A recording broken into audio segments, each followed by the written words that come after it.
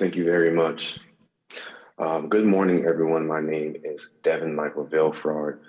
I am from Fort Lauderdale, Florida. I'm a graduating senior from Fort Lauderdale, Florida, studying political science with a minor in pre-law, and I serve as the Associate Chief Justice of the Student Supreme Court, Florida A&M University, as well as the State President of the NAACP Youth and College Division of Florida. To Chairman Carolyn B. Maloney, Subcommittee Chairman James Raskin, Ranking Member James Comer, and Congressman Byron Donalds, thank you for the opportunity to provide public testimony for today's hearing, HBCUs at Risk, examining federal support for historically Black colleges and universities. Thank you for hearing perspectives of a student at Florida Agricultural and Mechanical University, otherwise known as FAMU, and perspectives of other HBCU representatives.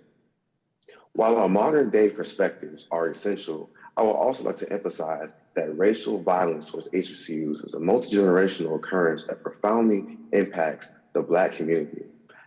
My family and I are living examples of this multi-generational trauma, as two of my cousins have lived experiences of the 1999 pipe bombs that took place at FAMU while they were students from 1998 until 2001 and 2002 respectively. Historically Black colleges and universities have been a long-standing symbol of support and a path towards success for Black communities across our nation for generations, and will continue to provide this for generations to come. However, bomb threats towards the Black community are unfortunately an experience that has shown its face as if it were a generational tradition. Many generations can recount their own experiences of bomb threats and bombs being dropped or detonated on their communities. Despite these foul yet all too common occurrences of racism traditionally taking place in the United States, HBCUs provide a path towards success in pursuing the American dream for Black Americans that each and every American longs for. As a son and grandson of immigrants, I had no clue what opportunities lay ahead of me before I began college. However, if it were not for an HBCU like FAMU, I know for certain that I would not be who I am today. Although I am the first in my immediate family to attend and graduate college, as I will be crossing the stage wearing a cap and gown on April 29, 2022, I have two extended family members who attended FAMU during the pipe bombs in 1999. My cousins, William Sanville and Watson Sanville, were both criminal justice scholars during the bombings. William Sanville served 10 years under the Broward Sheriff's Office immediately following his graduation in 2001. Watson Sanville still serves today in his 19th year on the force as a police sergeant under the Hollywood Police Department in Hollywood, Florida. Both William and Watson are examples of HBCU excellence. They both graduated with honors and served the community to make their lives around them make their lives around them better through law enforcement, despite facing racial violence in the form of pipe bombs detonated during the time of FAMU.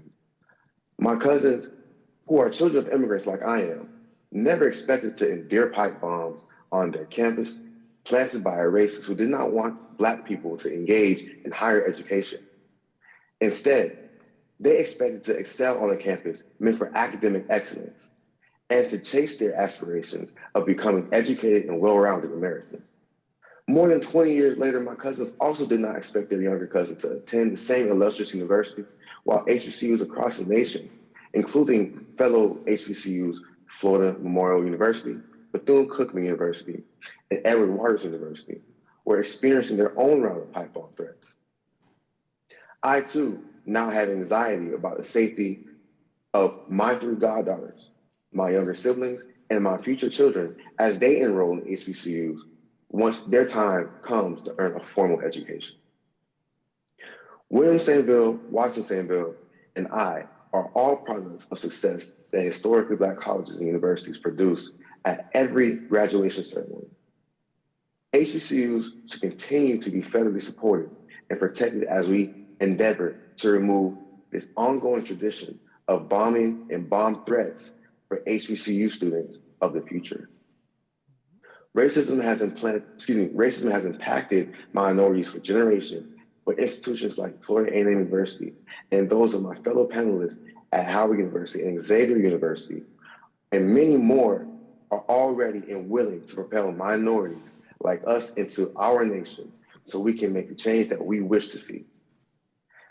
Thank you again for the opportunity to testify and provide the perspective of an HBCU student on this important topic.